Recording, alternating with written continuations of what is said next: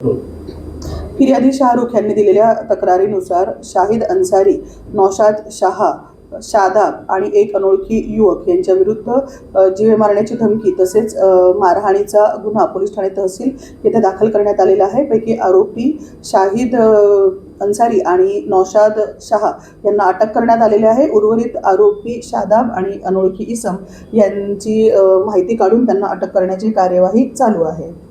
आता पावे तो इपा गँगचा नमूद गुन्ह्यामध्ये कुठलाही सक्रिय सहभाग दिसून आलेला नाही, तरी सुद्धा यामध्ये त्यांचा काही सहभाग आहे किंवा कसे याबाबतचा तपास पोलीस पथकाचा चालू आहे।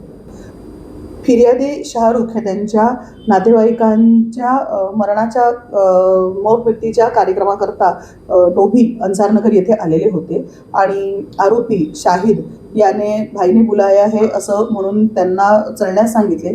त्याला नकार दिला असता शाहिदने आणि त्याच्या सहकाऱ्यांनी त्यांना लोखंडी रॉडने मारहाण केलेली आहे। त्यावेळेस शाहिद दारूच्या नशेत होता असं फिर्यादी यांचं म्हणणं आहे। तरी अजून तपास चालू आहे आणि अधिक तपासात गोष्टी आम्ही क्लिअर करीत आहोत।